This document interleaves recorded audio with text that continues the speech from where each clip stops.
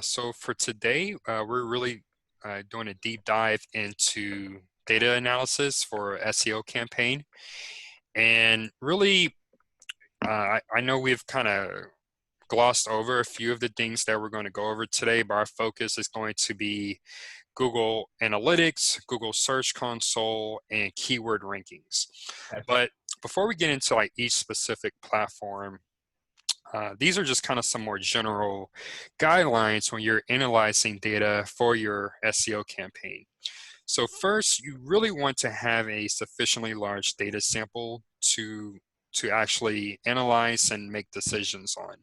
And so I recommend a minimum of 90 days, so about a quarter worth of data, but preferably much longer. So I would say anything over a year is always great. And I understand some websites, they might not have been around in June of 2019, but really try to get as much data as you can. And that's why it's important to set up Google Analytics and some of these other platforms as soon as you can so you can start getting that data. Rankings can be volatile, so don't let these be your only KPI. Usually they're I guess the way to say it, the sexiest KPI because, it's kind of like an ego thing where you can say, oh, we rank on the first page for XYZ. But as we'll see towards the end of the session, they can be very volatile, and there's actually some other KPIs that you should be tracking as a higher priority. Annotate your data. So making sure that you have a closed loop feedback system where you see something or opportunity with your SEO and you make a change or you do some type of implementation, whether that's on page or off page, but you're actually tracking what that change, how it actually impacted your SEO, whether that's your traffic, whether that's your rankings or so forth. And we'll get into how to do that in Google Analytics. And then use custom UTM parameters. And this is something that's not necessarily SEO specific. I use UTM parameters for SEO related things, for AdWords related things, for things I'm doing on social, but they do allow you to really understand the impact that your different online marketing campaigns are having on your overall business goals. Okay. Okay. Now, moving into some of the KPIs that I track specifically for SEO. So number one, ROI. So I'm putting in X amount into this SEO campaign. I want to be getting out, 5 times that amount. Typically, I want to have at least a 3-to-1 ROI over the lifetime. And of course, SEO is more long-term, so you're not going to see that ROI right away. But as with anything you're doing with your business, you want to have an ROI on the campaign. And since you are going back to White Shoes Consulting, since you are e-commerce, this is much easier to track because simply the transactions and the revenue I'm getting from organic, how does that match up with the money I'm spending on my SEO? Okay. Number 2, improvements in organic traffic. That goes with number 3, improvements in referral traffic. So referral traffic, that's more aligned with what you're doing with your link building and off-page SEO, but you do want to see this improve over time. Number 4, backlink growth. So over time, once you start building links, you want to see your referring domains, that number actually grow. And that's something that we looked at in SEMrush, but you want to see that grow over time. And then finally, search engine rankings. And really, these all kind of go hand in hand. If you improve your search engine rankings, you'll see an improvement in your organic traffic. And then if you improve your search engine rankings, if you improve or increase the number of backlinks, that should improve your search engine rankings. So they're all connected. And assuming that your website is built to convert, that's going to improve your ROI. Okay. Any questions there? Nope. Okay. So moving into the next slide. So really the star of this session is going to be Google Analytics, and we're going to be spending our majority of our time there. So my plan is really to kind of go over some of the more high level metrics that I would review on on a regular basis, the different reports that I review on a regular basis. But then, after that, go into some of the more advanced features to where you can get more functionality from Google Analytics. So I know you probably are already familiar with some of the more high-level things, but still want to go over them in case you have any specific questions. So Okay. some of the key things I'm looking at in Google Analytics, of course, traffic and conversions. I'm also looking and regularly monitoring my engagement metrics, so bounce rate, average pages per session, and average session time. Audience demographics. So this is something that is often kind of overlooked, but can really help you understand your customer avatars and even validate your customer avatars if this is a step you've already taken. I also use audience demographics to inform my content and my page strategy. So we'll get into that a bit more once we do the demo. Then audience behavior. So understanding how your audience interacts with your website and if you need to make any tweaks to really get them to engage more with your website. So some of my engagement benchmarks, and these, I would say these are kind of more general.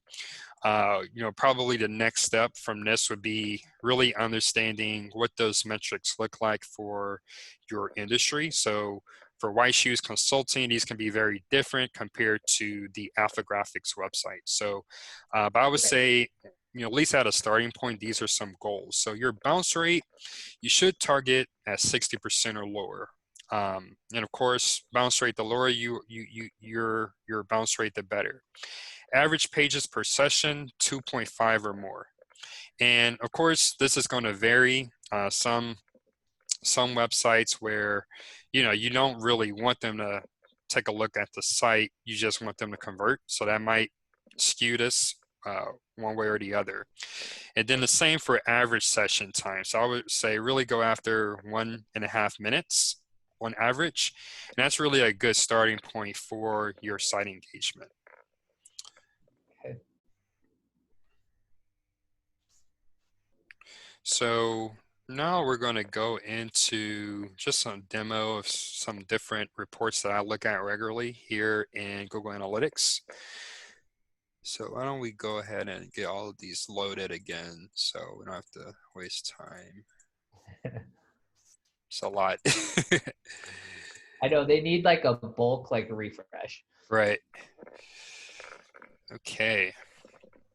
So while that loads, Spencer, have you had a time to kind of dig into the Google Analytics profile for White Shoes Consulting?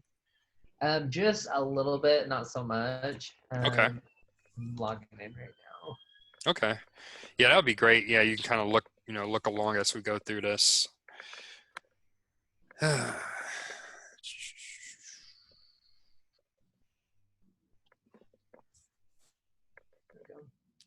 course.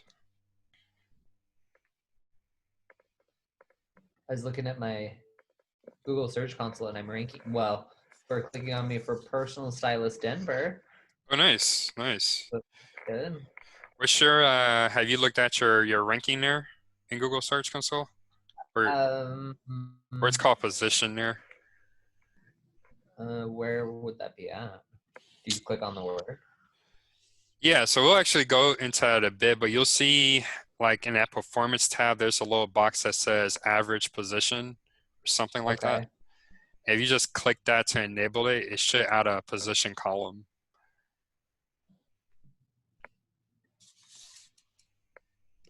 Yeah, I'm not seeing that. I'll have to show me later. Okay, yeah, for sure, for sure. Okay.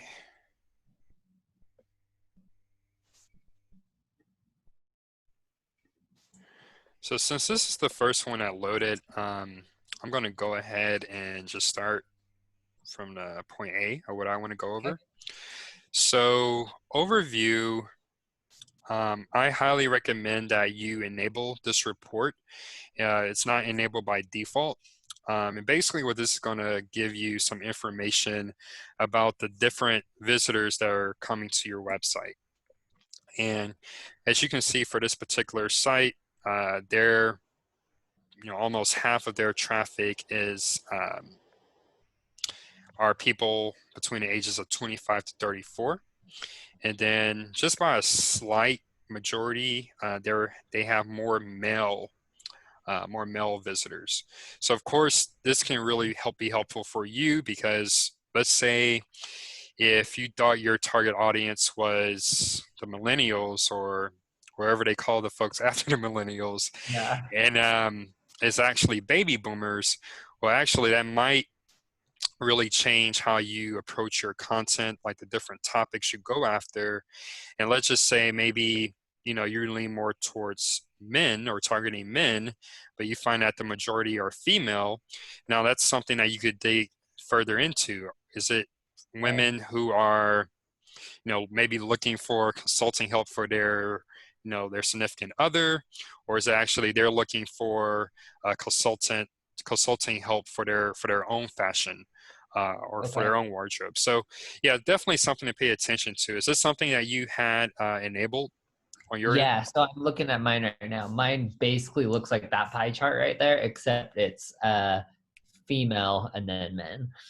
Oh, interesting, interesting. Okay, okay. So pretty dang close though. Yeah, yeah. Yeah, so we already went over age. But yeah, this kind of breaks it down a bit more. So something I like to look at, really looking at the age range that I tend to target with the website, and then kind of going back to some of those engagement metrics. So this is an e-commerce site, but kind of understanding the transactions by age range and then how they're engaging with the website. So I'm curious, for your goals, which one is the biggest bucket here? So I'm curious. So for goals, Hmm. do I set up the goals? Yes, so that's something you should set up.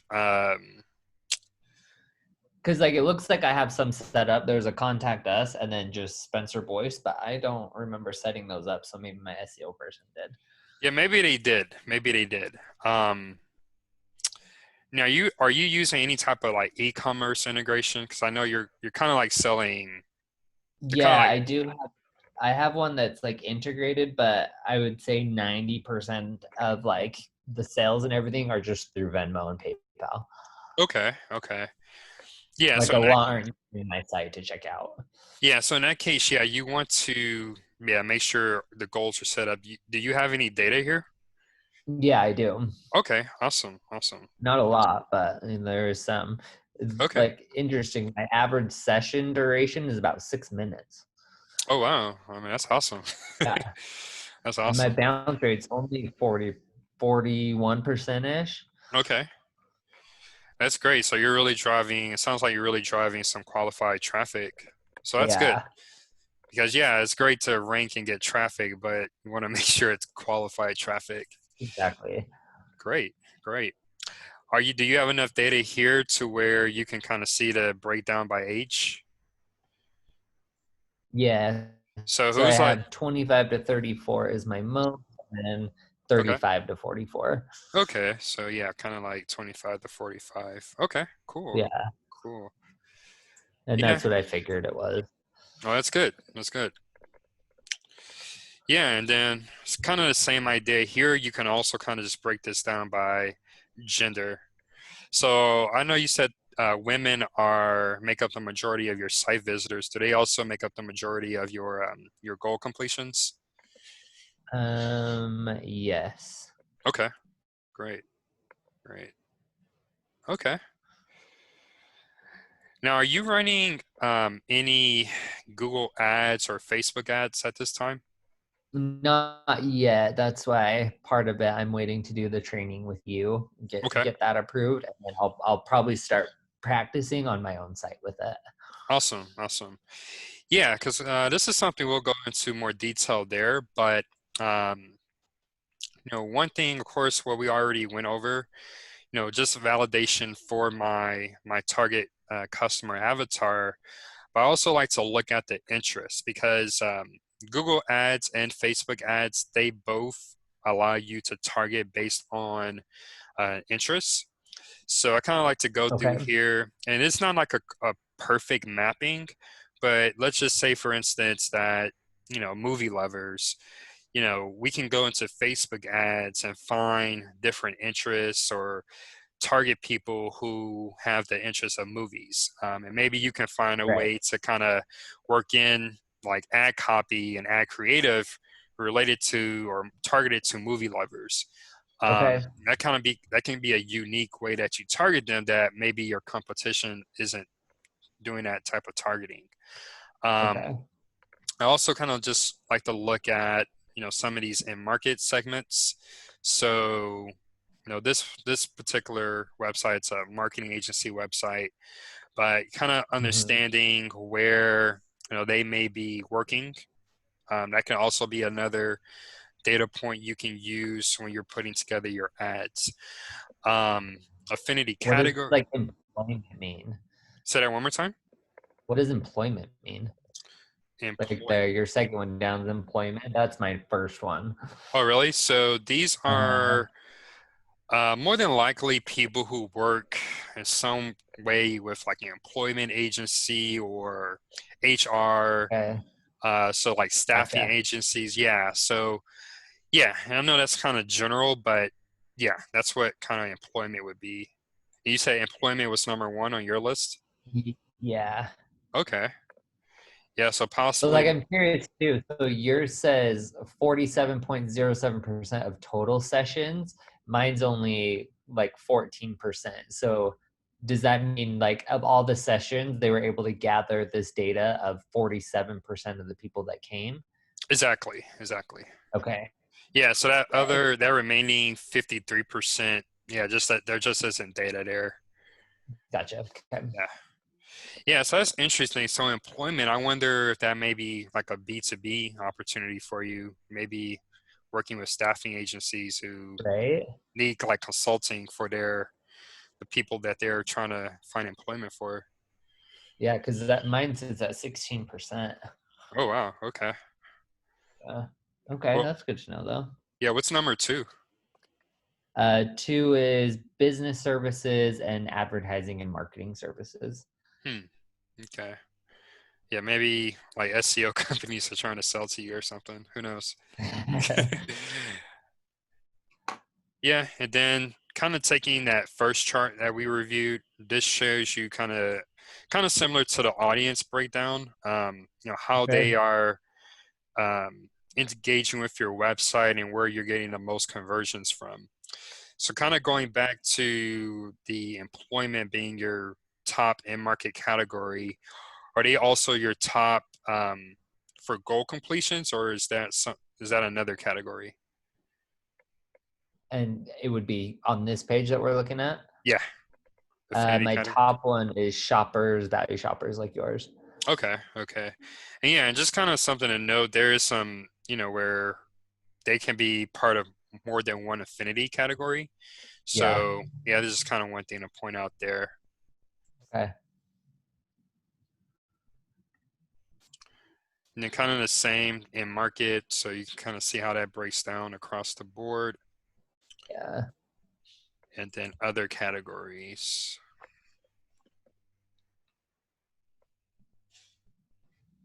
Okay.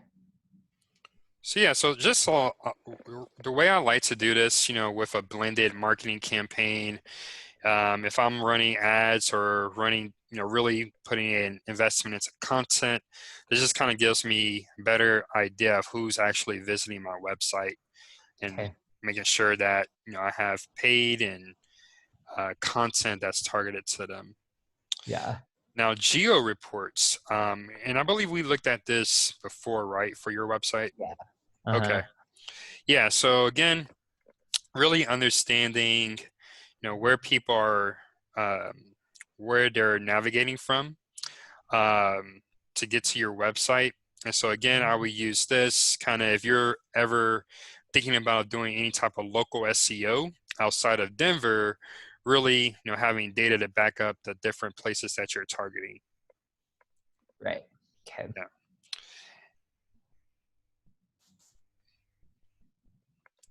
Okay. Now, technology, kind of want to go through this one. So, do you know if more mobile, if you're of your website traffic, if it's more mobile users or desktop users? Uh, I I don't even know. Yeah. So technology, you can kind of understand which browsers they're using, but for this, I really just like to use the mobile data here. Okay. So if you go to mobile overview, you can kind of see Yeah, that breakdown. desktop, Okay. So yeah, so 75% desktop. 75%. Okay. Yeah, so pretty Wow, big majority. that one's 90. I feel like that, like, I feel like North America, like USA, uses desktop way more than other nations, though. Yeah, that's a good point. I think that's a great point. And is it also kind of the same for your goal completion? So is it majority desktop, like Yeah, 75%? Okay. Yeah, because that's one thing you'll hear in SEO. I even mentioned it several sessions ago where, really you have to make sure your website is mobile friendly. right. And of course you want to, make sure you hit the minimum, but you really need to understand, okay, if most of my conversions or traffic, if that's coming from desktop, well, then I really should be optimizing for desktop. So, Yeah. um, Okay. it's one thing, some websites I look at it and it's like overwhelmingly mobile that's, driving the traffic and driving the conversion. So that's something that's really dependent, on the website. Okay. Okay. Moving on to acquisition report. And, I like to look at the channel report.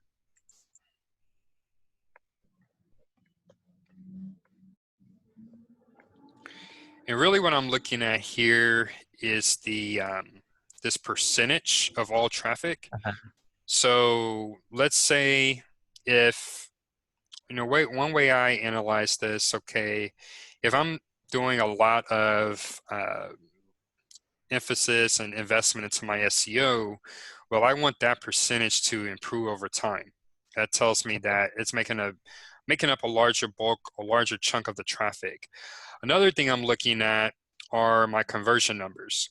So, and I think for you, you can actually assign goal values where you can understand the actual dollar amount for any specific goal or any Okay. specific transaction. And let's say we find that, there's a instance where the discrepancy is really off, where perhaps the session percentage is a lot less than the goal percentage. So I Uh-huh. see this a lot of the times for social media. If a brand, if they have a product or service that lends itself very well for being promoted on social, then you'll see that maybe social doesn't make up a large chunk of their traffic, but makes up a large chunk of their conversions. So again, that's something Gotcha. that's really site unique or site specific. But I'm curious, what's driving the most completions for your site at this time? So right now it says direct. Direct. Okay. Yeah. Yeah. So So that direct. means they're just going to spencerboyd.com, right? Exactly. So yeah, and that's they, as I understand, you're advertising quite a bit on Thumbtack. Yeah. Yeah. So that maybe That's they're probably why. that's probably why, or they're coming across your name somewhere else, and then they're just putting in the URL directly into the address bar. Okay. Where does organic rank at the moment? It's second, Okay, but okay. it's only like 8%. So direct is 80% Of traffic or conversions of acquisition.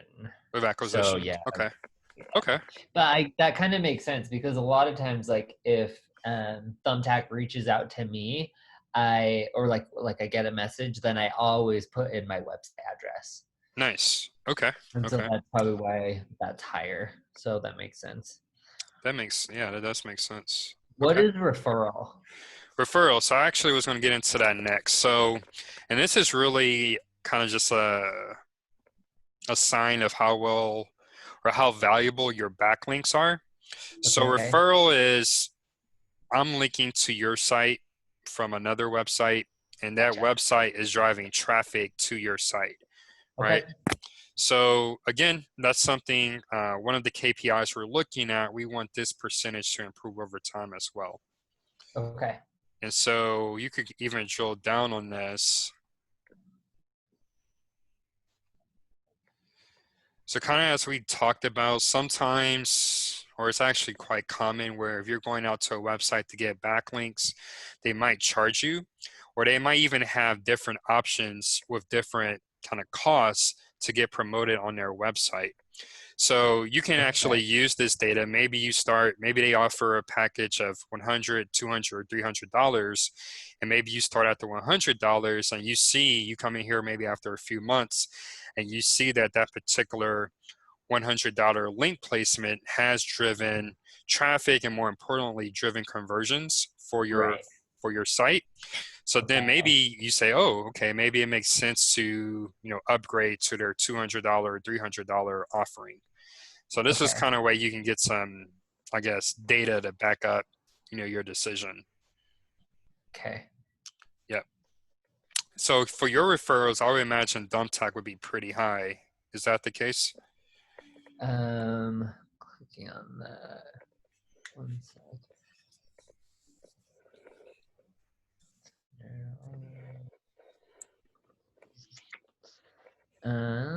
Let's see. Facebook. Facebook, Thumbtack nice. doesn't even show up.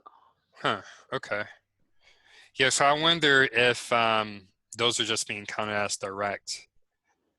Yeah, Facebook, Flipboard, Instagram. Yeah, I don't even see Thumbtack on here. Are you driving any conversions from those referral sources? No. Okay. Okay. Uh, Yeah, I mean, Flipboard's actually pretty common. So I'm sure you even set up a Flipboard account? I don't think so. Yeah, it's like I'm not quite sure how that website works, but basically, if someone comes across one of your images, it's similar to Pinterest where they'll just add it, but yeah, you won't have any idea until you actually come in and look at the data for your site. Um, Okay. but yeah, Facebook and Instagram, that makes sense, because both of those platforms are, pretty popular for fashion-based businesses. So that makes a lot Okay. of sense. Yeah. Account Um, retention. so that might be a No. sign, in addition to Google Ads, you also might want to start doing some Facebook advertising as well. Right. Yeah. Okay. Okay. So we went over the referral report. Google Ads. So this is blank as of now. But yeah, you typically, once you start a Google Ads campaign, you'll come in here and just sync up that with your Google Analytics. Okay. So you can kind of just get another look at, which ad campaigns are driving traffic and Okay. goal completions. Okay. Now I have a few action items for you. So the first is, if you haven't already, to sync up your Google Search Console with your Google Analytics. Have you did that yet? How will if I click into Search Console and there's data, that means I've synced it, right? Yeah. So Okay. Yeah, is there it's data synced. there? Okay. Yeah. All right. So you won't have to do that for homework. Good. Yeah. All right. Yeah. So other than that, kind of going into your behavior module here. Huh? So I like to look at site content and specifically the content drill down. Okay. And this helps me understand at a page and content level, like which pages are really driving traffic and how people are engaging with those pages. Okay. So as you get more content on your website, of course, you'll see more data here. But really what I want to look at are, you already mentioned kind of like your average bounce rate and average time on site. Uh, If you see that any of these pages where the bounce rate is, a lot higher than the site-wide average, or if the Yeah. time on page is a lot lower than a site-wide average, you might want to take a look at those pages to figure out how can you make them more engaging for users. So that could be content, that could be, maybe you need to add some more images or video there. And also kind of going back to one of our previous sessions, making sure that the keywords that page is showing up for, making sure whatever you have on that page is actually matching that user intent. So that, there's a different, those are different areas you can look at. But you just want to make sure that for your important pages that, the bounce rate is, in line with the site average as well as the average time on page. Okay. Now, another metric you want to look at is the exit percentage. Okay. So this pretty much tells you, um, what percentage of visits where this particular page is the last page that they visit. So again, you want to look at your site-wide average and identify your most important pages. So I would think for White Shoes Consulting, those would be your product category and product detail pages. And Yeah. just make sure that, people, they're converting and not just landing on these pages and then leaving the website. Okay. Yeah.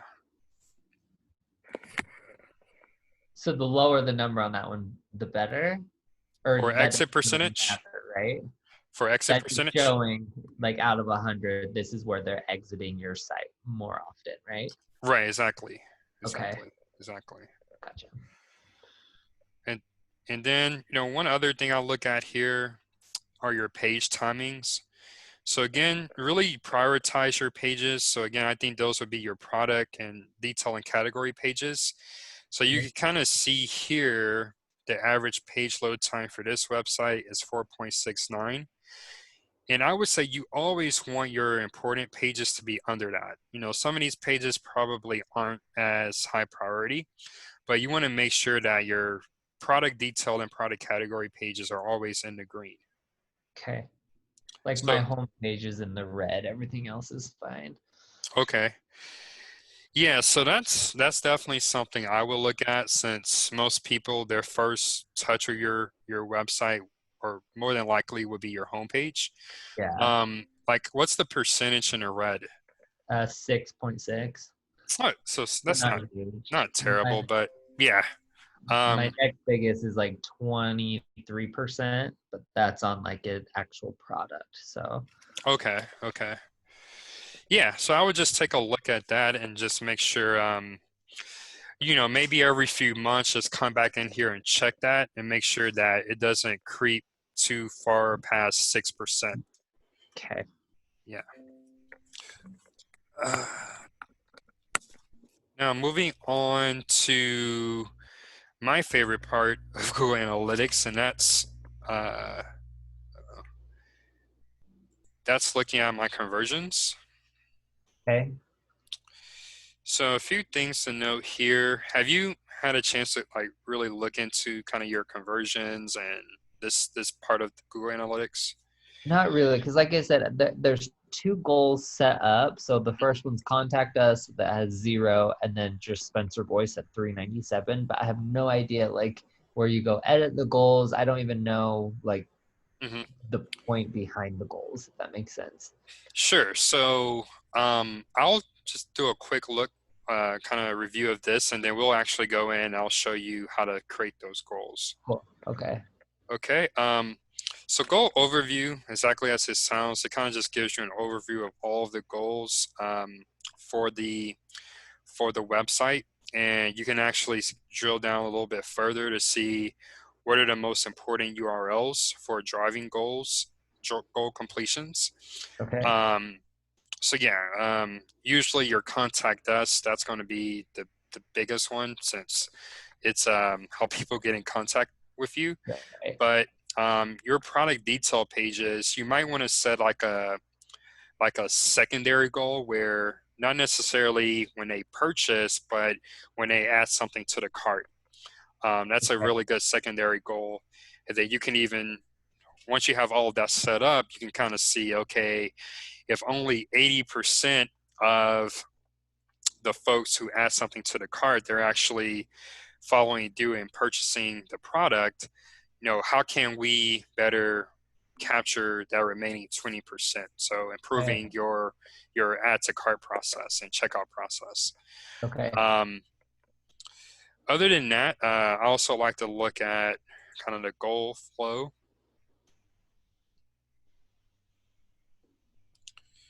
So it looks like there might be something wrong with the dates here, but yeah, for sure. Mine says the same thing. Let's see here. Oh, here we go. Yeah, so you might have to modify that page, but this will pretty much tell you kind of which sources of traffic are driving the most goals. So again, I would say, if I'm looking at this website here in particular, Clutch is interesting because within the last week, it's driven one conversion. So maybe I would go to Clutch and see, okay, are there any paid options where I can get more visibility on this website? And I would look at it the same way with your website. Once you start getting more referral traffic and referral sources. Uh-huh. So like if it says Pinterest, right? I have like 24 sessions from that. Get Pocket, I have 20 sessions. Like how would I be having sessions from Pinterest if I'm not even on Pinterest? That's interesting. Are you sure that no one's pinned any of your pictures? That's fair. My SEO person could have. Yeah, yeah, because some way they're getting to your site from Pinterest. So maybe just ask your SEO provider if he's doing something on Pinterest and what. Okay. Yeah. Um, yeah, moving on to assisted conversions. So assisted conversions, a conversion assist is pretty much the same way it works in sports, where let's say if we're playing basketball and I pass you the ball and then you shoot and score, I get the assist. And it Okay. works very much the same way with conversions, where you might have situations where someone, they'll visit your website, kind of learn what you're about, and then maybe they go out and then also look at some of your other competitors.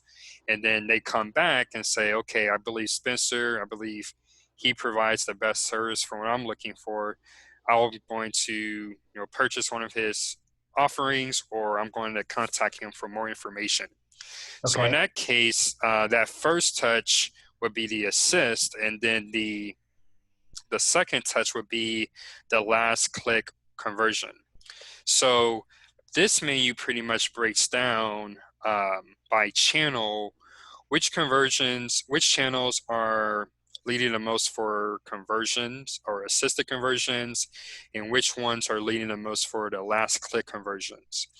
And so So okay. oh, Yeah, go ahead. sorry, keep going. No, keep So, going. yeah, so to kind of break down that ratio, or I guess Google Analytics, they provide a ratio.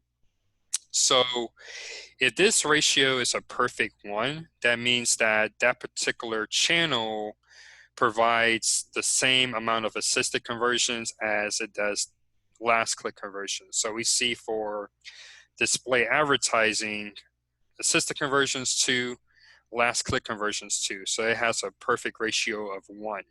Okay. Now, the further that ratio is under 1, so in this case, referral means it plays a larger role in that last click conversion.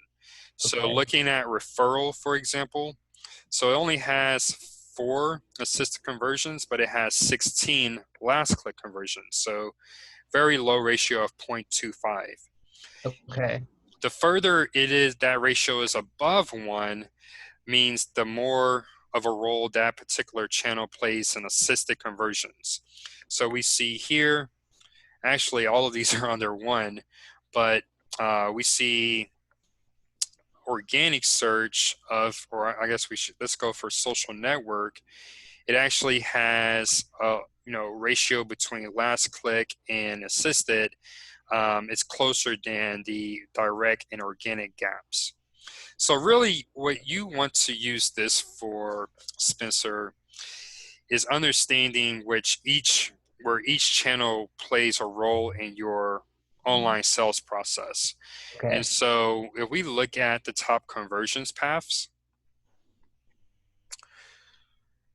we want to understand the first touch. So for this particular website is usually either direct or organic search. And then Uh-huh. we want to understand where those different paths are leading to.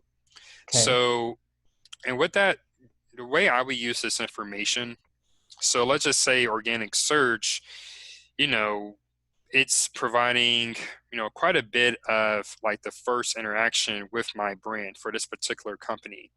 Okay. So, I'm sure you understand the more prospects and site visitors I get into on my website, the more likely or the more opportunities I have to convert them. So what that tells me is that maybe over a 90-day period, if this pattern upholds, I would really try to invest more into that top of funnel organic search traffic so that I have more opportunities to do remarketing ads or other types of marketing to get these folks to convert. Okay. Direct traffic, it's kind of a pain in the butt because you really don't know where these people came from or how they found out about your brand. Okay. But it's kind of like a mark on, okay, if you're doing like different branding activities on social media or in your case thumbtack, then this is kind of a metric or a channel that kind of encapsulates all of those different kind of branding initiatives. So why is it like direct by 5, direct by 7, direct by 3?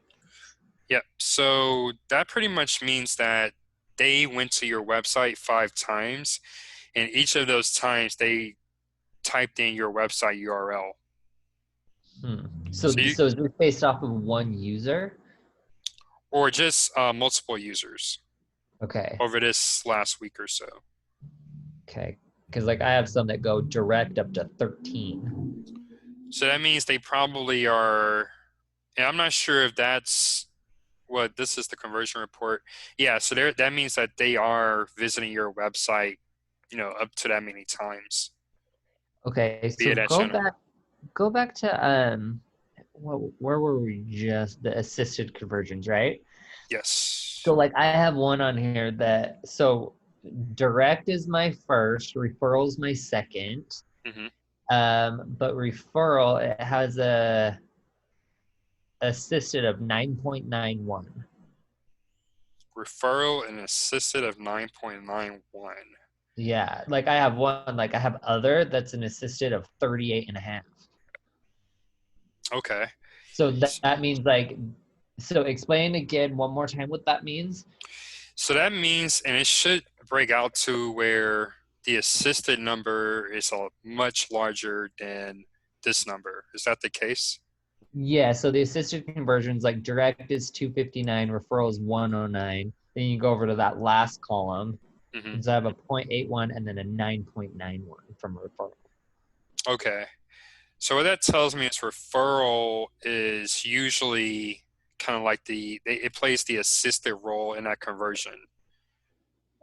So they're meaning they're coming from So yeah, a so referral source to get to my site. yeah, yeah, and they're not necessarily converting from that Uh-huh. referral visit, but they're coming back via, I think you said it was direct that had like the 0.81 ratio.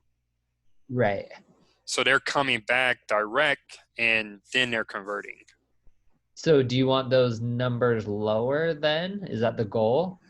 Not really. I would say there isn't like a benchmark or where you want these numbers to be.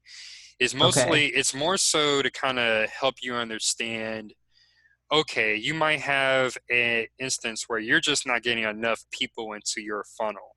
Right. So going back to your data and understanding, okay, historically, which channels are driving kind of more so those assisted conversions, Uh-huh. that's where you need to double down with your investment. You Okay. kind of, if you go 2x, you should get 2x the number of assisted conversions, whatever channel that may be.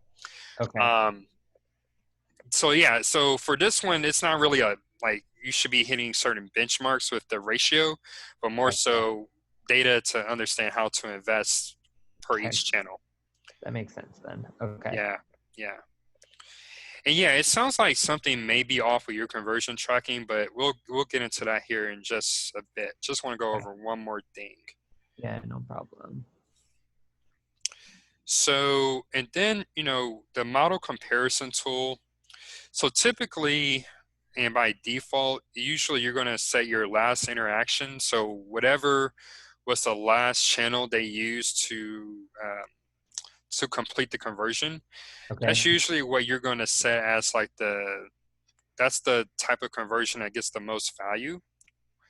But you do have options here. So typically, the last interaction and the position base are the most popular models to use here.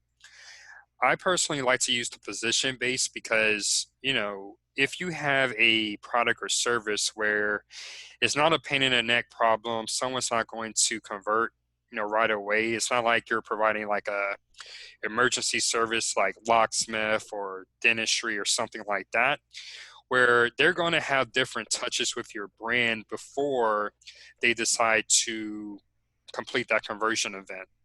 Okay. So in those cases, the position base allows me to assign different weights based on where that channel, the role of that channel in that conversion.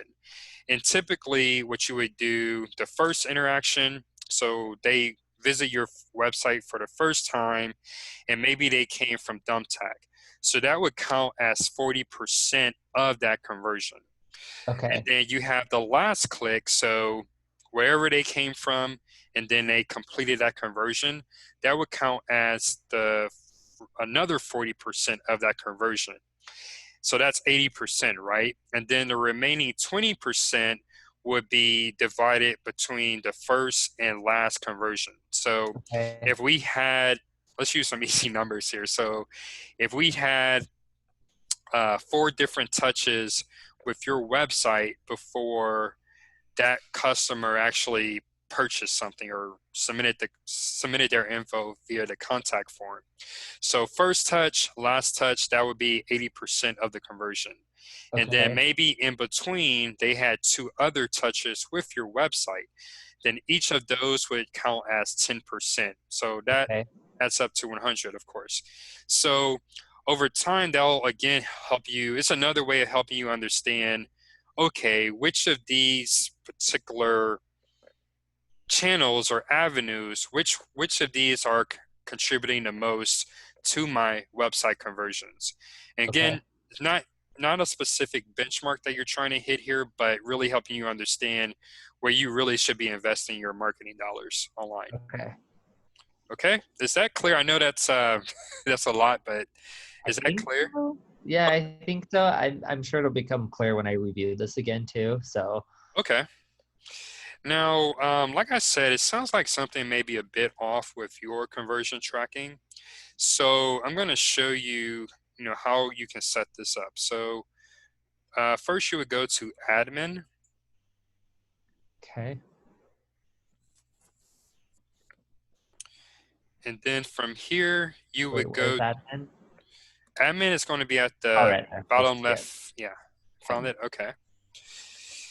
And so while we're here, very important to note, anytime you're making any goal updates or, I'll get into it in a bit, a common filter that you might want to add, you always want to create a separate view. Okay. Because the one that comes with Google Analytics by default, you want to leave this as your master view. So it's kind of like Okay. the master copy of the data. So if you go in here Okay. and you create a filter or a goal and you screw up, you don't want to mess up your master copy of your data, because once you add a filter or something to that, then you'll never be able to get that data back. So Okay. always create a separate view whenever you're setting up something in here. Now to add Okay. the goal, you're going to go to goals, and then you're just So going do I to, do create view first and then go to goals?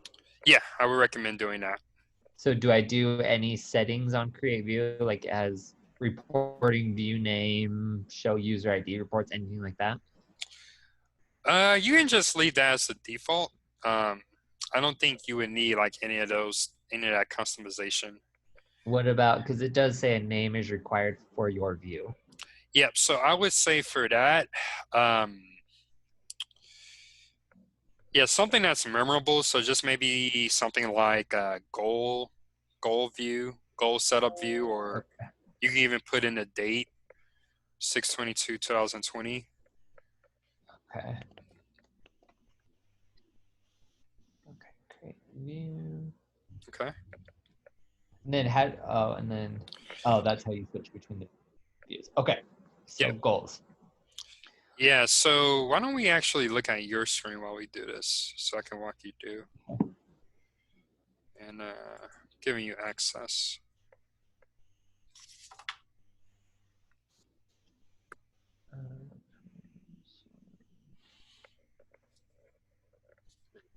Okay. So I'm curious, before we create a new goal here, well, actually, yeah, let's just walk through the process of setting up the goal. So hit new goal. And then typically you want to, for your site, you probably want to have two goals. One where they make the purchase, and then the other where they're submitting their information via the contact us form. So why Okay. don't we do that one first, the contact us, Okay. okay? And then continue, okay? Now when someone submits via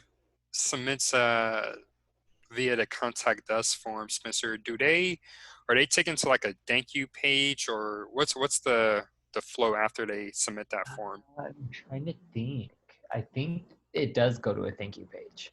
Okay, so that's great. So in this case, you will want to, we'll just wait till it loads. Yeah, I was going to see real fast. Okay.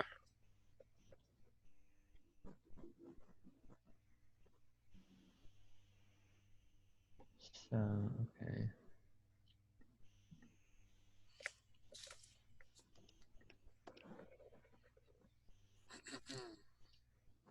Oh no, it just goes back. Okay. So so I would recommend maybe having some type, at least a thank you message or something. Yeah, I agree. But yeah, I would say maybe have your developer just, create you like a really quick thank you page. Okay. That would be the most straightforward way to do this.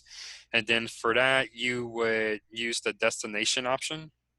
Okay, I wanted to try this one too. What does this do? Okay.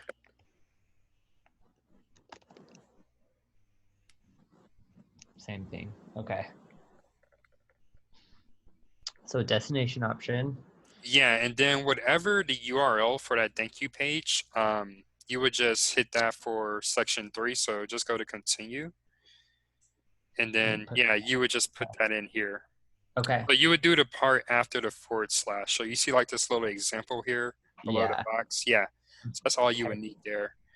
And that's the most straightforward way to set up goals.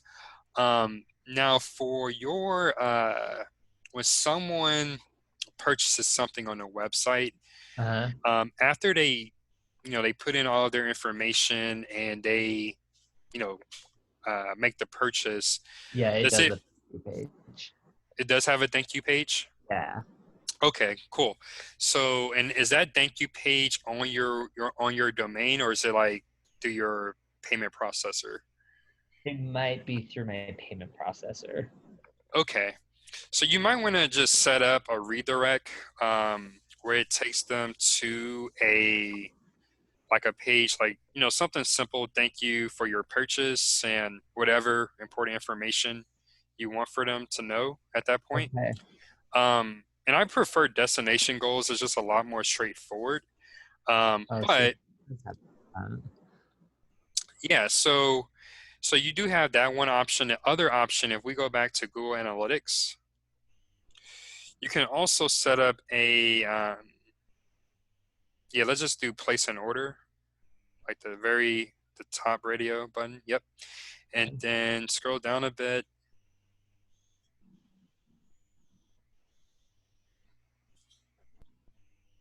Oh yeah, hit continue, sorry. Okay. And then instead of, yeah, do event, okay? And then Okay. hit continue. And then this is where you might want to get help with your developer, but basically you need to add, so let's say you don't want to bother with thank you pages. Just when someone hits that submit button, you want that to be Uh-huh. counted as a conversion or as a goal completion. So you Okay. basically need to add some code in the back end that's linked to that button so that whenever someone clicks it, then it's counted as a conversion. Okay.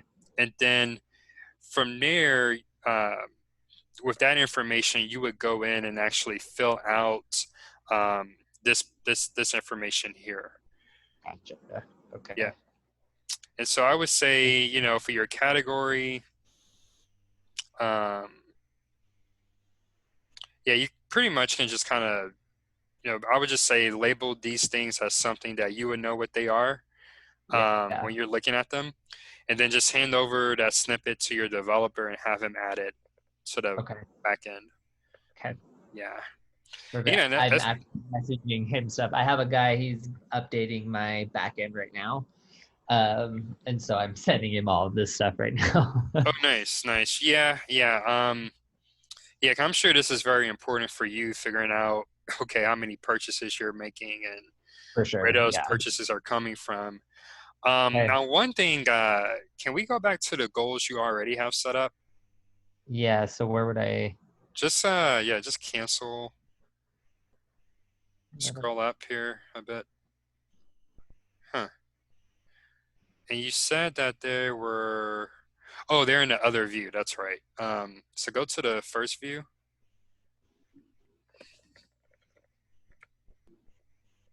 What do we have here? Yeah, let's take a look at the Spencer Boyce one.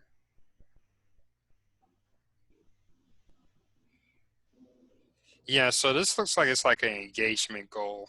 If you go to the goal description and edit, Uh-huh.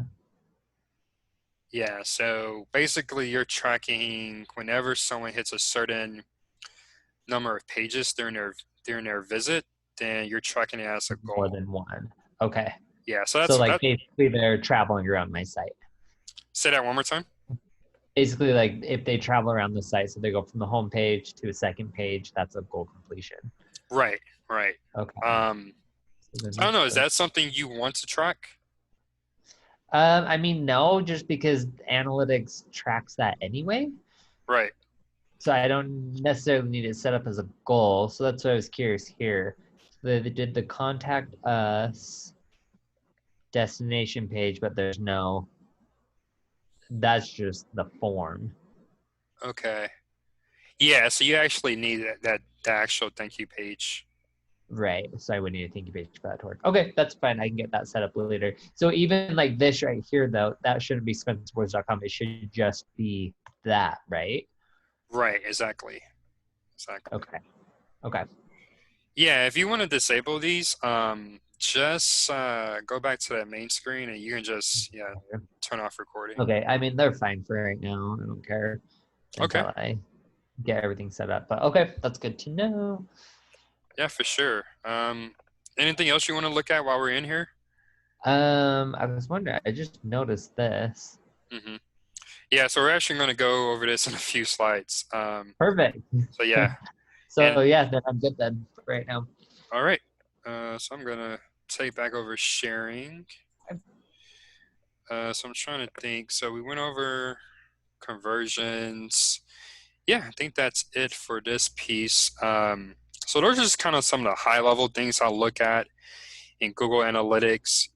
Now, kind of some of the more advanced things, comparing traffic trends, using annotations, all of these we're going to go over here right now. Okay.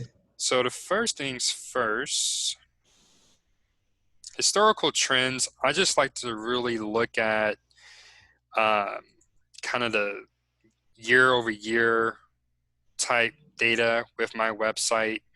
That helps me understand there's any seasonality trends that I should be aware of. So typically what I would do, if I notice that maybe there's a dip in traffic from June to May, looking at what it may have happened in 2019 or even before that to see if Right. that's like a normal thing with my site.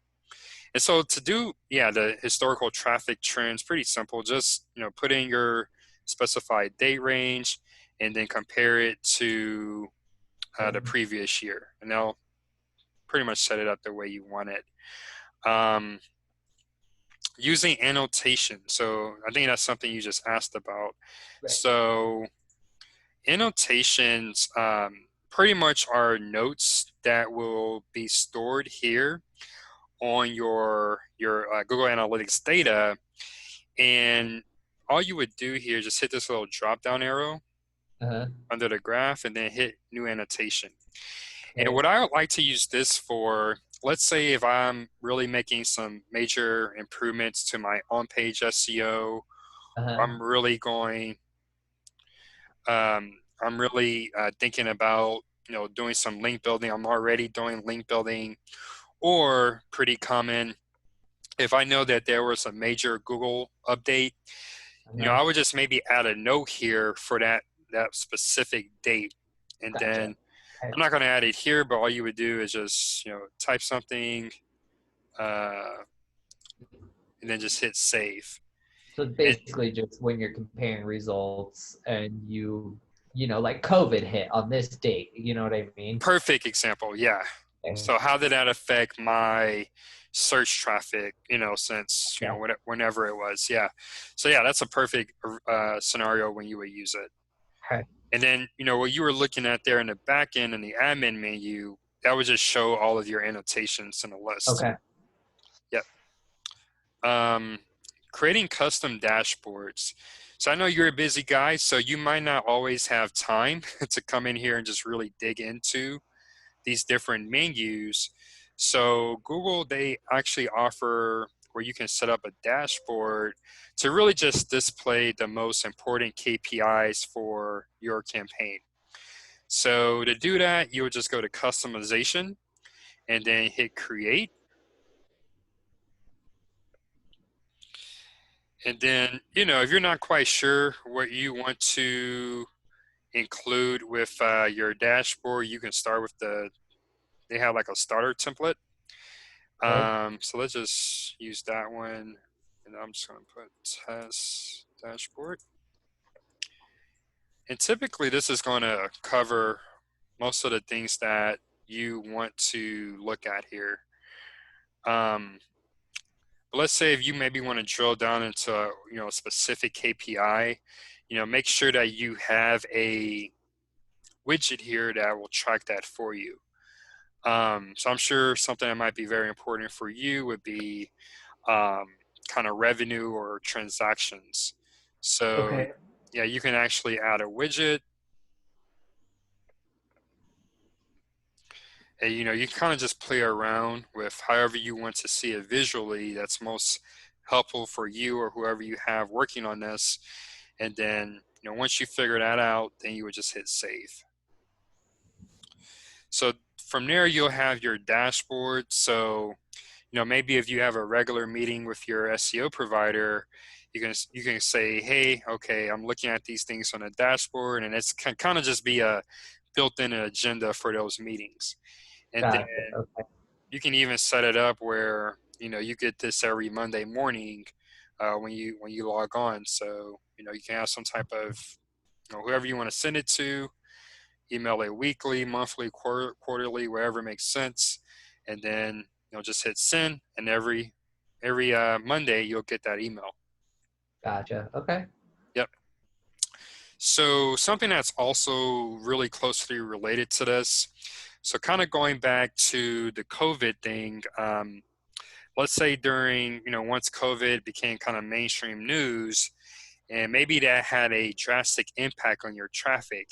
And unless you were in here and checking your Google Analytics regularly, maybe you didn't know that your traffic really dropped due to COVID.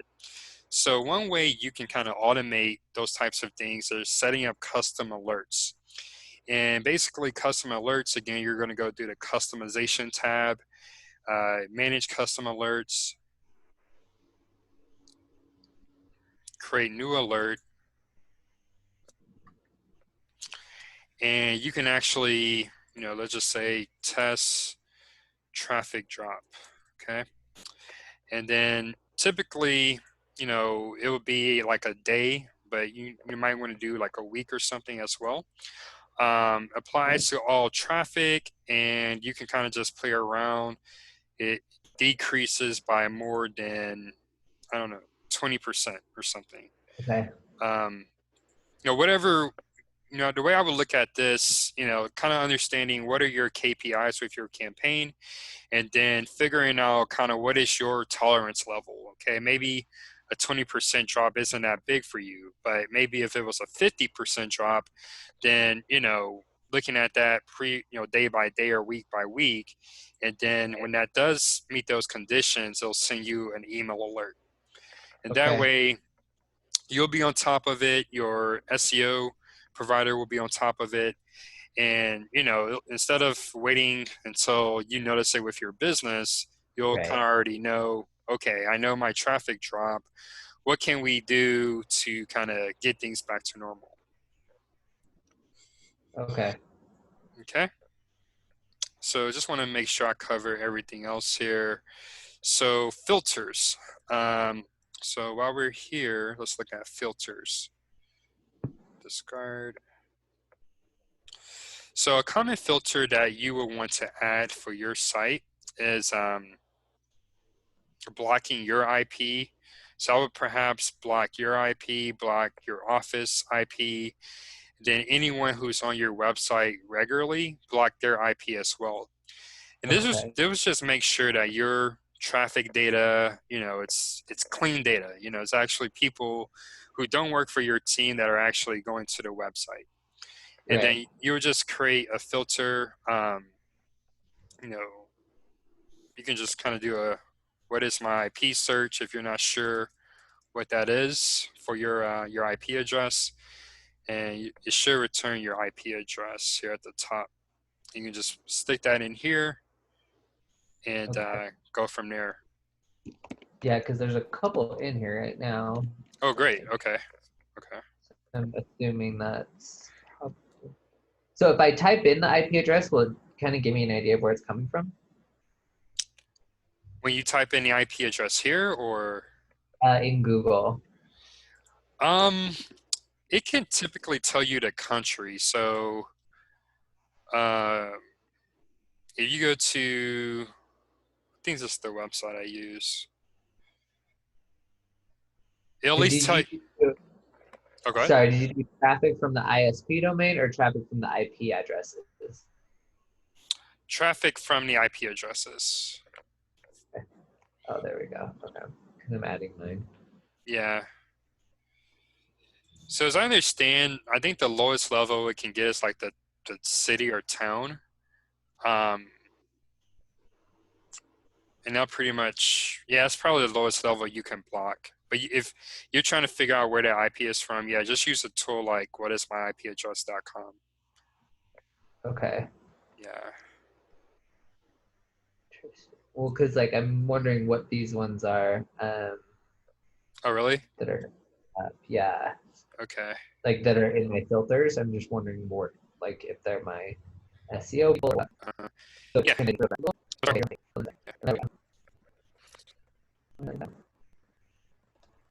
Okay, there we go. Oh, you can actually get this code too. So we want to show you like Oh, part. that's, oh, yeah, okay. We're good. Okay, great. So what other one I'll use is by location. Okay. So they changed this here a bit. Let's see here.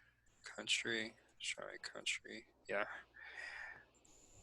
So for this one, you'll find it's common that India or the Philippines or somewhere in Russia may uh, make up some, sizable percentage of traffic to your website.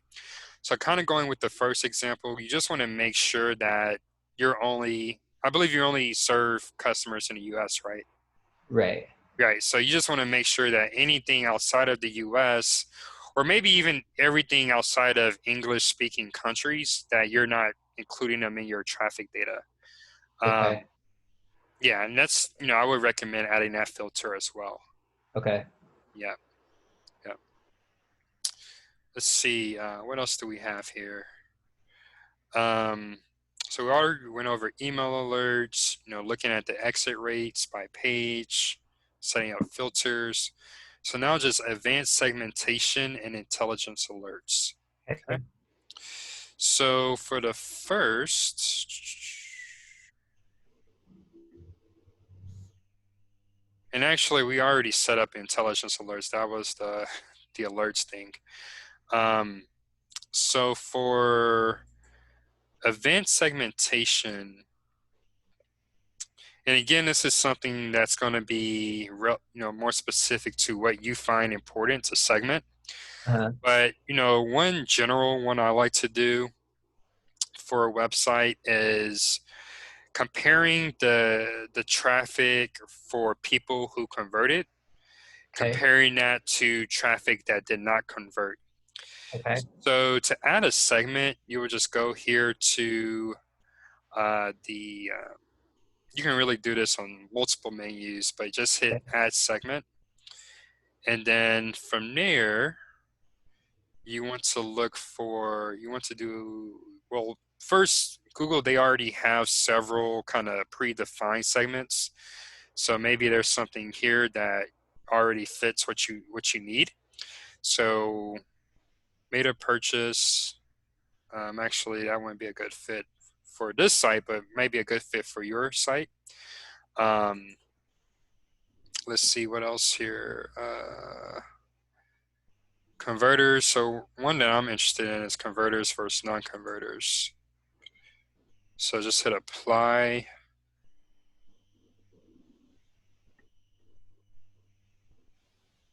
Okay. And then we can actually get rid of this one. Gotcha. And then yeah. Okay. Yeah, and I kind of just like to look at, okay, really the question you're trying to answer, okay, what was the common thing about these converters that wasn't common with non-converters? So that could be, what were some of the pages that the converters landed on or visited during their session on the website compared to those pages that non-converters um, uh, visited. And some of the things I'm looking at, first looking at, okay, what are some of maybe the top channels for the traffic that converted versus the traffic that didn't convert. So when we say, kind of going back to these conversion reports, looking at those channels that are driving conversions, maybe those are channels where we need to double down our spend. But also the opposite is true. If there's a channel that maybe we're investing in, but it's leading to a lot of non-converting traffic, maybe we need to divest a bit and put more of that money into converting channels. Okay. And we find that there's a particular page that converting traffic is really, it's common that they visit on their way to converting. Uh-huh. Maybe we need to find ways to promote that particular page, whether that's through just sharing it more on social media. Maybe we run a Facebook content boost. There are a lot of different options, but this is one of the common reports, I like to look at for the event segmentation. So for this to show up though, I would have to have a conversion goal set up, right? So like I would Absolutely. have to have that URL or whatever for the thank you or something in order for that to work. Okay. Right, right. So that's, usually that's the first thing, I'm doing first week is making sure my conversion data is set up so that, over time we'll have more of this data to kind of look through. So if I'm doing SEM, so using Google, will that automatically pull into here the AdWords and then I can set up like conversions based off of that? But I didn't quite understand the first part. So if you're using SEM, Yeah, so if I'm doing like Google Ads, uh-huh. uh, those will obviously come up within somewhere in here, right? Right. So Acquisition. And so if Google Ads is pulling in here, can I set up like a report like this based on who's clicking on ads? Like, does that make sense? Or does it have to be yeah, a custom conversion? yeah. So you'll actually, once you start running Google Ads, when we go to acquisition, Uh-huh. this will actually be its own channel. So Gotcha. And then I can set up the stuff yeah, at the top. Okay, that makes right. sense. Exactly. Exactly. Okay. Exactly. So you see here, it'll actually be called paid search. Gotcha. Okay. Yep. But then again, you want to make sure, again, that you still have all the conversions set up before you start running any ads. Right. Okay. Yep. Okay. So just some additional things about Google Analytics. So this is kind of going into the pay promotions, but you want to make sure that you have, if you have even an idea that you want to run Facebook or Google ads, you want to make sure Uh-huh. that you have those remarketing tags added to your website. Right. If is that something you've already done with Uh, your site? I don't think Facebook might be on there. I don't think Google is yet, but I'll Yeah. just have a developer add those. Okay. You're Yeah. talking about like the pixels, right? Exactly. Yep. Okay. Yep. So yeah, make sure your conversion tracking is set up and it's tracking what you want it to track. And then I would say leverage Google Tag Manager. Okay. As you start adding more things to your marketing stack, you might have to add these different tracking snippets for these different Right. software. Just use Google Tag Manager, and that way you can manage all of that into one place. Okay. Um, and then just moving on here, kind of just extending Google Analytics functionality. These are a few add-ons that I've found that have been really helpful. So the first is page analytics, which I'll go into here on the next slide. Keyword hero. So if you noticed, even for my demo, we had where we Google Analytics would say not provided for Uh-huh. different like data points. And so one way to unlock that not provided data is to use a tool like Keyword Hero, where it'll actually show you the keywords that led to conversions or the keywords that led to this particular traffic from organic. So that can give you Okay. kind of one additional way to look at your data to figure out, okay, this keyword is really driving conversions. How can we optimize more for it? And then Okay. scroll depth. Are you familiar with heat maps? Actually. Okay, so scroll depth, it's another tool. It'll actually allow you to figure out how far someone is scrolling down your page. Okay. So it'll basically give you a percentage based on how far they scrolled. And the reason why that's important, it'll help you understand where to place your call to actions on your page. So for Okay. instance, if we see that 90% of your traffic is only scrolling down 50% of the page, well, that Uh-huh. tells us that we should not have any calls to action really at the bottom of your page. We should keep them at Right. the top. And Right. again, it varies based on your website. So Keyword Hero, that's a paid option. Scroll depth, I believe, at least when I was using it regularly, they did offer a free option. So in the resources document this week, I'll provide links to where you can learn more. Now for Okay. page analytics, this is a free kind of Google extension, Google Chrome Uh-huh. extension. And this is just a screenshot of the type of data it can provide. But it basically tells you the percentage of website visitors who click on a specific part of your page. So if you can really Okay. see each of these little orange boxes is a percentage. And Right. depending on what you want people to click on, you want to make sure that that is the majority. So this is where we're kind of crossing over into kind of user engagement and conversion rate optimization. So when you're at that point with your website where you're getting traffic and you're getting conversions, now you're trying to figure out how you can better optimize for conversions. This is really when I would lean on a tool or features like page analytics to get that data. Okay. Okay. Now, before we move on to Google Search Console, are there any other questions you had with Google Analytics? Not right now, no. Okay. So with Google Search Console, I pretty much use this as a diagnostic tool for my website. And Okay. we've already gone over Google Search Console with the sitemaps and seeing how your website is getting crawled and submitting pages to be crawled on your site. So I won't go too much into those, but I'm going to point out a few other features and ways you can use Google Search Console to really get more out of the tool. So moving over here to Google Search Console, I'm going to close out some of these so my browser doesn't crash.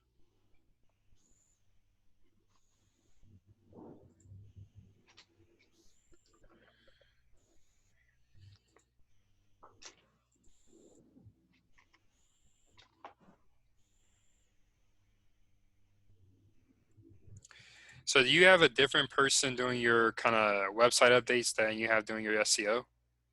Yeah. Okay, cool. Yeah, the one doing all my website updates, I actually used to work with him. So he's Oh, nice. local. Nice, nice. Okay, so I'm going to have to refresh this again.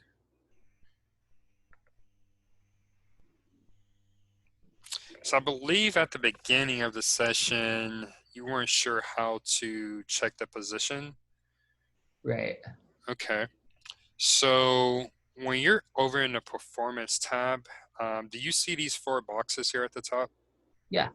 Okay, so you just Average position. click average Gotcha. position, yeah. Okay. And it should enable this column here to the right. So, Okay. so just a few things I'm looking at that we already have a review with the performance data. So over time, especially you as you're building out more content for the website, as your rankings are improving, you want this purple line. Let's get rid of some of these. You want this purple line to kind of increase over time. That's a sign that you are getting more visibility. It's going to be a slow increase typically, but you kind of want to have that upward trend to the right. Okay. Same thing with total clicks. So you kind of just want to see this growing over time. Okay. And then the same with average position. So you want that to grow over time as well. And our click-through rate, same idea. You want that to grow over time. But one thing that I like to look at with my click-through rate is look at the position of my keyword. So for instance, for this particular website, they're ranking number 2, on average around number 2, and the click-through rate is around 19%. So when So it's ranking number 2, does that mean on Google, like it's the second organic result on average, or what does that mean? yeah, exactly. So it's on average the second organic result. Gotcha. Okay. Yep. And so, yeah, so you want to see, take note of the click-through rate because I think we talked about this last week, but if not, just a quick refresher. Every position on the search results, it has an average click-through rate. And typically, if your result is at or above that click-through rate, you're in a good shape. You're probably going to be okay as far as keeping that rank. But if it's under that average click-through rate for that slot, then it's likely over time you're going to see your rankings slide a bit. And so, Wait, say that again. So, but it's under my average click-through rate that's at the top? okay, yeah. So if this click-through rate, so for instance, it's number Uh-huh. 2 and it's 19.3%. Uh-huh. Now, this is going to be kind of like a historical study on click-through rates by position. And this is going to be in your resources as well. But if we see that, so for number 2,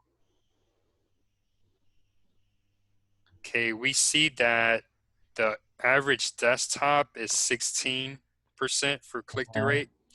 Then mobile is 15%. So in this case, we're good, right? Because we're at about 19%. Gotcha. So Okay. it's over the historical average. But Okay. if you find that the opposite is true, well then, you really need to look at how you can improve that click-through rate. So your go-to should be looking at your page title. So going back to the basics, looking at how you can make that a bit more appealing to get a click, and also looking at the meta description as well. Okay. Okay. So that's one thing I'll look at here with the Google Search Console Performance Report. Something else I'm looking at, I like to compare desktop versus mobile just to see kind of what that stacks, what it looks like. So even though we found that for this website, and we found the same for yours where desktop is making up the majority of the traffic, we still want these to be kind of similar as far as position and as far as click-through rate. So now we have some new columns here. We actually see that this particular page that we were looking at actually performs better on mobile. So for whatever reason, Google or users like this page more on mobile, so it's getting a better position on average and a better click-through rate. Okay. So one thing, to note here, if you find that your desktop percentages or position is a lot better than your mobile, then that's a sign that maybe you need to take a look at that search results page on your mobile phone and just see how it's rendered. Okay, maybe your title tag is being cut off or your meta description is being cut off, so people really are not able to get a good gist about what your result is about. So maybe you Okay. need to go back and make it a bit more mobile friendly. But Okay. those are kind of just some things I will look at, making sure that there isn't a big gap, between desktop and mobile. Okay. Gotcha. Okay. And So then if my results are like all over the place, mhm, like because I'm like looking at your charts, they're relatively flat, obviously under 1%. mhm. Um, mine go anywhere from 0 up to 75%. So is that just because new website and I'm just starting to implement SEO, and then over time it should kind of level out as I get better at it? Or Let's take a look. Just want to make sure I answer your yeah. question accurately. uh,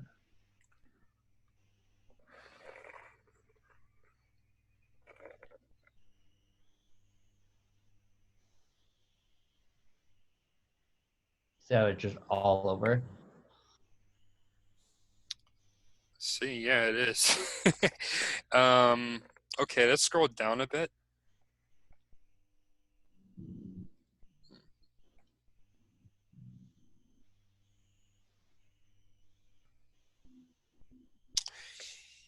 Yeah, so what that tells me, I'm just looking at this. Scroll down a bit more. You want more results? Yeah, let's do like top 250.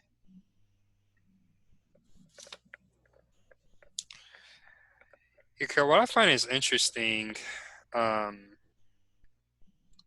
scroll all the way to the top. I'm sorry, like I guess like the first few rows of the table.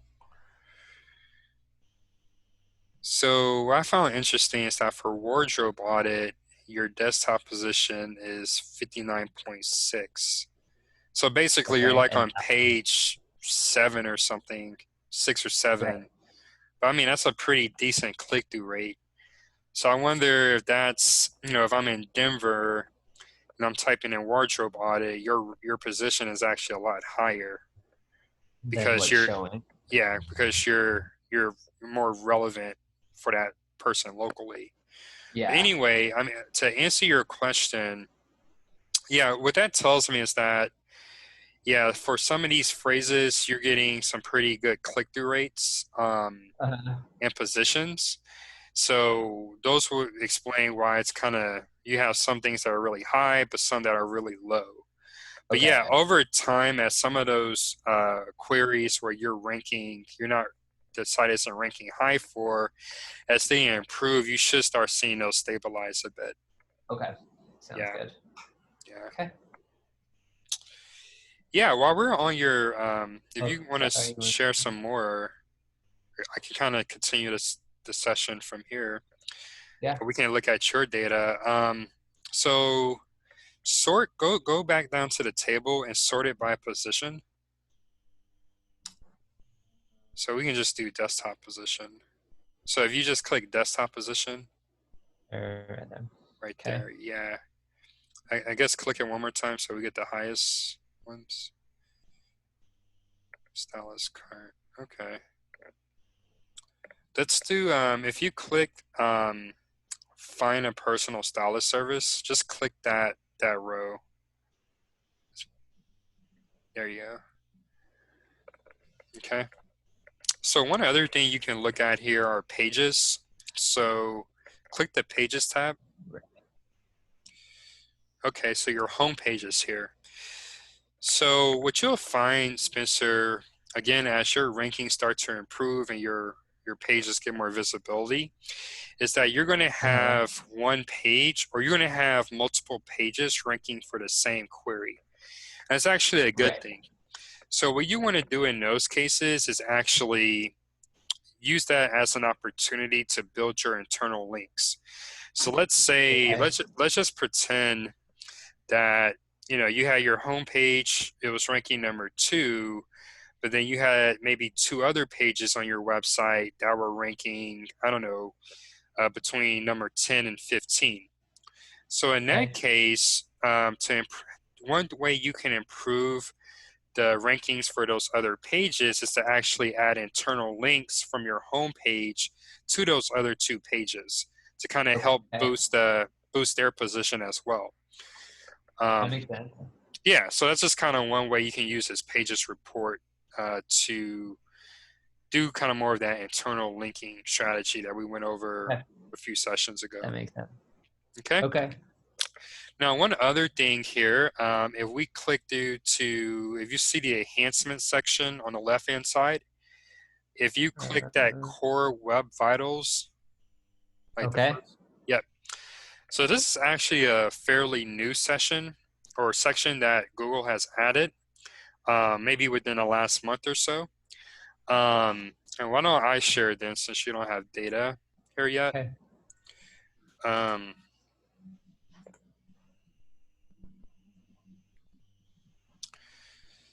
so once you start getting more data, you'll start seeing some graphs here.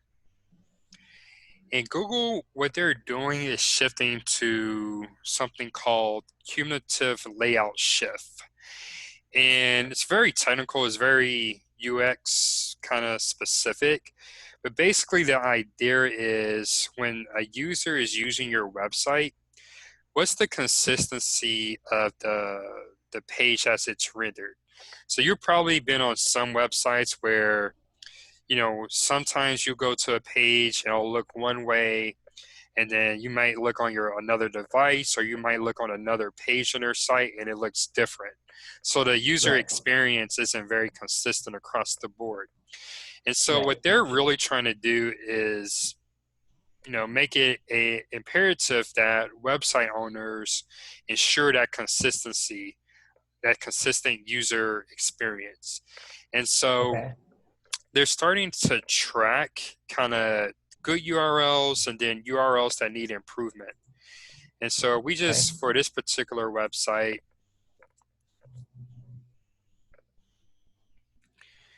if we kind of just look at websites that need improvement, it'll pretty much tell you what's wrong here and how you can fix it. And so Okay. again, this is something that you will want to work closely with your developer on because it's all kind of related to the code. Yeah.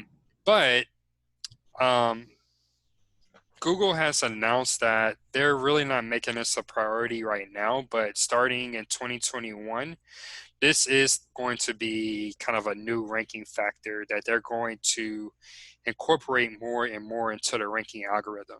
So Okay. yeah, it's best just to kind of get a head start on it now. Okay. Okay.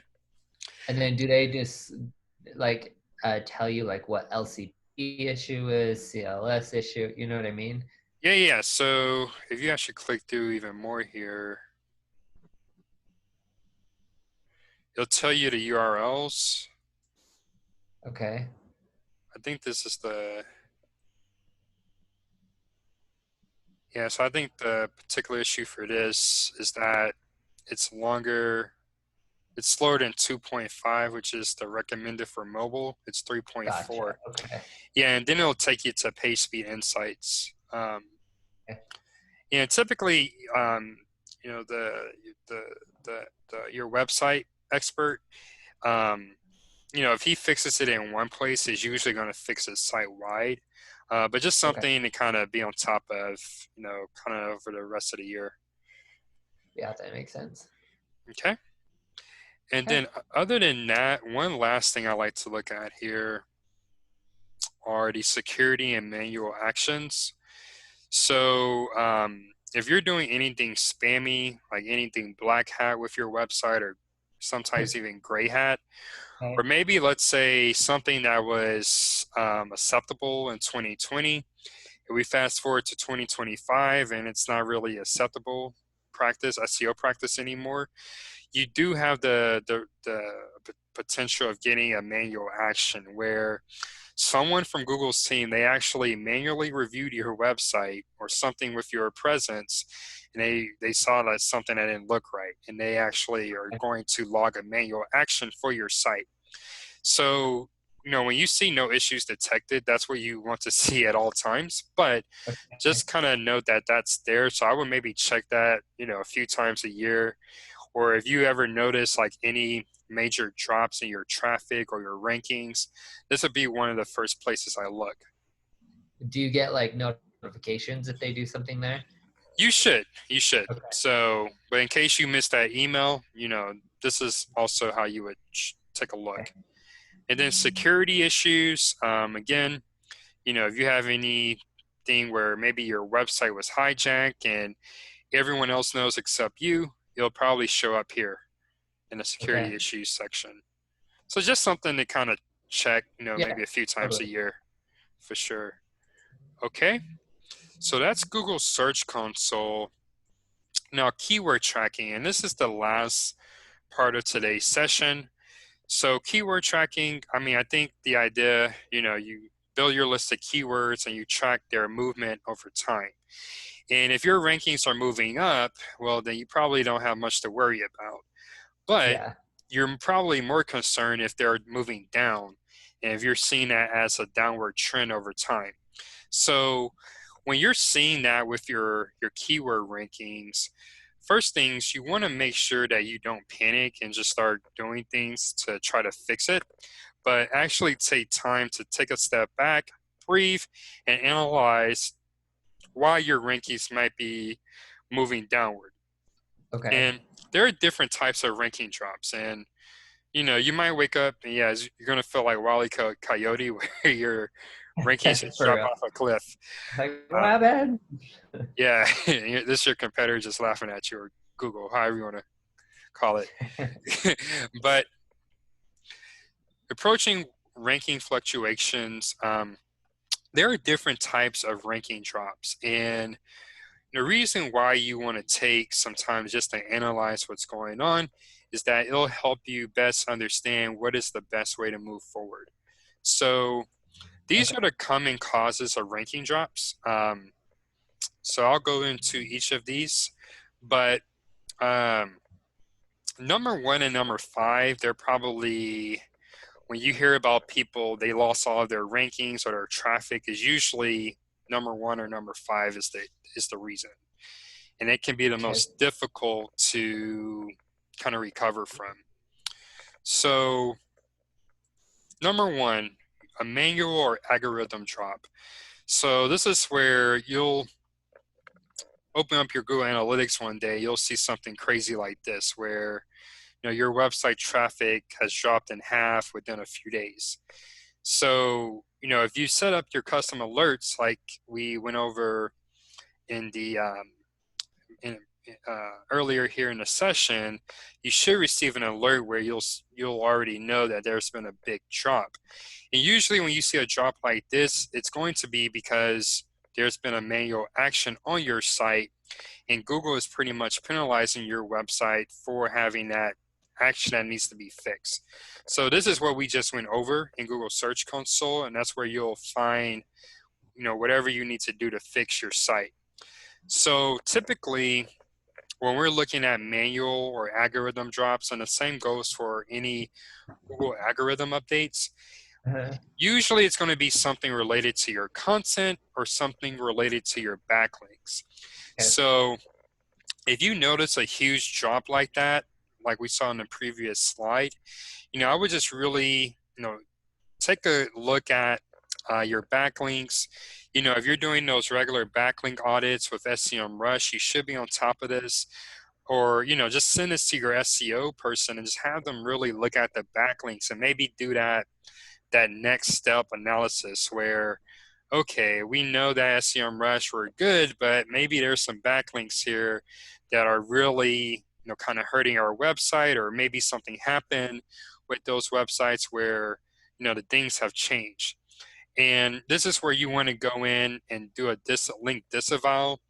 And if Okay. at all possible, try to reach out to that website owner and say, hey, buddy, please remove this link going to my website.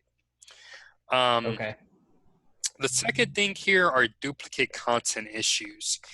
And I don't like to say that this is a penalty because really, your website can still rank, but if you're being just really obnoxious and going down and copying content directly from other people's websites and putting it on your site, you'll see that you'll hit a certain kind of ceiling with your rankings where, yeah, you might not be on page 5, but Google won't let your listing go higher than page 3. And so sometimes this is obvious, but sometimes, especially if you're outsourcing your content creation, you need to have like a step in that process where you're checking the content for plagiarism. And this is more common than you think, where maybe it's not the full content piece that's being duplicated, but maybe like a paragraph here or a paragraph there. But adding that all together, you have a content asset that's been plagiarized. So you just want to make sure that if you are outsourcing your content, that you have some type of step there where you're checking for plagiarism. And there are several software and tools that you can use to do this, and I'm going to Okay. share those in the resources guide. Okay. So when you're fixing manual actions, and I've never had a manual action, but typically the process will be you fix it, and then basically you'll reach out to Google and say, hey, please reconsider my website. We'll fix the issue that you brought up. Okay. Okay. Number 18, rank by your competitor. And this is pretty common, especially if you have competitors who are, pretty aggressive with their SEO, or maybe you have new competitors in the market where, they're using SEO to take more of the market share. So when you're tracking your website in SEMrush, I also recommend setting up your project where you're also tracking your top competitors. Okay. And those kind of help you understand, okay, I know they're outranking me now, but I have a goal within the next 6 months to a year to start really, outranking them on some of my big keywords. So once you get to that point, you'll notice that maybe sometimes they will move past you. And then this is where you want to take a look at maybe what they're using, as far as their content strategy or their link strategy in order to do this. So this is going back to our session last week where we were doing the backlink gap analysis, where we were doing the content and keyword gap analysis to kind of really better understand your competitor strategy. Okay. And then if you have maybe a specific page that, they have leapfrogged you on, Uh-huh. looking at like some of the more technical things, like what are they using in their title tag? What are they using in their heading tags? Which keywords or phrases are they using? And how can you replicate that on your website? Okay. Okay. Loss of links, and again, this is going to be something that SEMrush will be really helpful for. So if you go into the project in your SEMrush, if you haven't already, there's a link building module where you'll basically be able to track your link acquisition, in this case, the loss of links over time.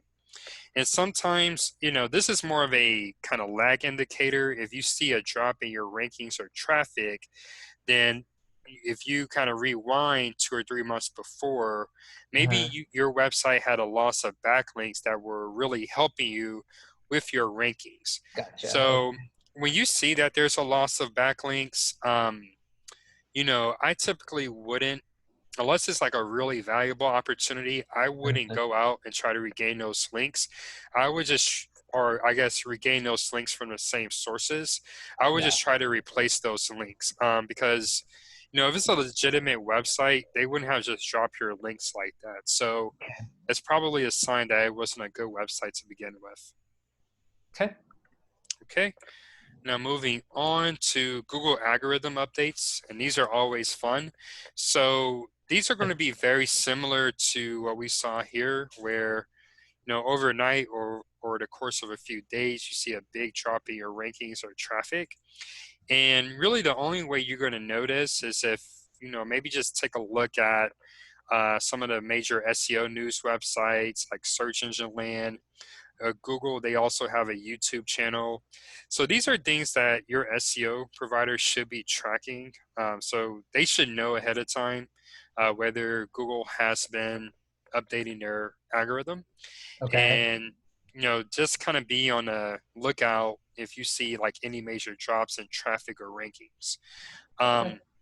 And typically when you're doing good SEO, so practicing good technical SEO, really putting a focus on putting together really good content, you shouldn't have an issue with this. And really just focus on brand building, like how a brand like Nike or any other startup, they would build their brand online.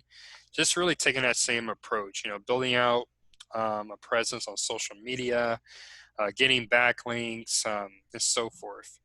Okay. Um, and Google algorithm updates aren't always a bad thing. Sometimes you'll see your rankings on traffic explode because you're doing the right things and Google is now I rewarding want. you for it. So that's what you want. Um, and like, Right. right, exactly. And exactly as we kind of mentioned or went over earlier, when you figure out, when your SEO provider figures out when was the exact kind of dates of a Google algorithm update, make sure to Uh, annotate that in Google Analytics. okay. Okay, and then last we have Google Rankings Flex, and these are really annoying because you'll see your rankings fluctuate for really no reason. And kind of give you background. In addition to those major core algorithm updates that Google, it seems like they do them maybe once a quarter now. They actually do probably 500 to 600 other smaller updates to their algorithm. And Okay. sometimes and that's 500 to 600 per year. And sometimes they'll make a change, test it, how users respond to it. And if users like it, then they'll stay with it. But if users don't, then they'll revert. But sometimes this will have a temporary impact on your rankings. Okay. Um, and this is where you're doing everything right, but you're still seeing kind of some downward trends with your rankings. And usually these are going to recover a lot more quickly than some of these other reasons. Usually I would say within 10 to 14 days. But again, that's why you just kind of want to wait, research, and see what are the next best steps moving forward. Okay. Yeah. And so that's pretty much how I approach ranking drops. They're pretty common, but really the key takeaway here is don't panic and start doing Yeah. something crazy with your site. Don't panic and start calling you a Right. million times. We're Right. ahead. Right. Let's give it Okay. a day at least. Hey, I All can right. do that. All right. So that brings me to the end of this session. So do you have any questions related to this concept? I don't think so. I'm sure once I review it tomorrow I will, but right now I'm good. Okay, so I'm going to stop recording because I did have a Okay. couple of questions.